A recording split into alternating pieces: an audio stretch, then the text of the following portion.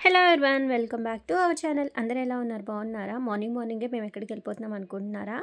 మా ఫ్రెండ్స్ ఇంకా మా తోటికోడలు మేమందరం కలిసి అయితే నిమిషాంబిక టెంపుల్కి అయితే వెళ్తున్నాము.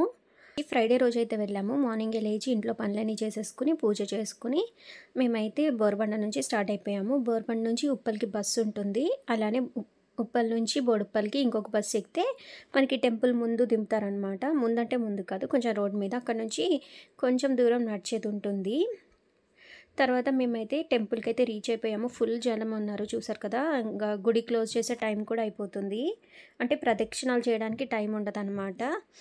ఇంకా మేము తొందరగా కొబ్బరికాయ కొట్టడానికి అయితే వచ్చేసాము. ఈ గుడి పక్కనే కొబ్బరికాయ కొట్టే ప్లేస్ ఉంటుంది.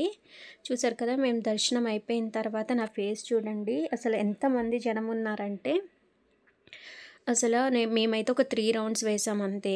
ఇక్కడ అమ్మవారికి ఏది మొక్కుకుంటే అది జరుగుతుందంట. నిమిషాంబిక టెంపుల్ బొడుప్పల్లో ఉంది. ఇక్కడ ఒడిబియ్యం కలుపుతున్నారు. చూసారు కదా ఇంకా ఎంతమంది జనం ఉన్నారో. అసలు ఫుల్ క్రౌడ్ ఉంది. మేమైతే ఫ్రైడే రోజు వెళ్ళాం కదా. అలానే ఈ పక్కన కూడా ఇంకా టెంపుల్స్ అనేవి ఉంటాయి. ఇంకా బయటకు వచ్చేసిన తర్వాత ఈ పక్కనే పోచమ్మ తల్లి టెంపుల్ ఉంటుంది. ఈ టెంపుల్కి కూడా వెళ్ళి దర్శనం చేసుకుని వచ్చి ఇంకా పిల్లలు వాటర్ ఇంకా ప్రసాదం ఇస్తే మా మనీ అయితే ఇక్కడ బనానా తింటున్నాడు. కొంతసేపు అలా కూర్చున్నాము ప్రశాంతంగా. కొంతసేపు కూర్చుని ఈ గుళ్ళో అయితే చాలా రిస్ట్రిక్షన్స్ ఉన్నాయి. సారీ కట్టుకుని వెళ్ళాలి, అలానే ట్రెడిషనల్గా వెళ్ళాలి, జుట్టు అల్లుకుని వెళ్ళాలి. జుట్టు విరబోసుకొని వెళ్ళినా, అలానే చేతికి గాజులు వేసుకొని వెళ్ళకపోయినా తిడుతున్నారు పంతులు గారు. చూసుకొని వెళ్ళండి ఎవరైనా వెళ్ళాలనుకుంటే.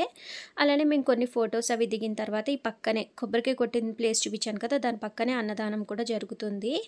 ఎంతమంది జనం ఉన్నారో చూసారు కదా. మాకైతే పెద్దవాళ్ళకైతే ఫుడ్ అయితే దొరికింది. ఇంకా పిల్లలకి మేము ఇంటి దగ్గర నుంచి తీసుకొచ్చాము. తినేసి ఇంకా చాలా ఎండ ఉందని చెప్పేసి ఇంకా మెట్రోలో అయితే ఇంటికి వచ్చేసాము పిల్లలతో.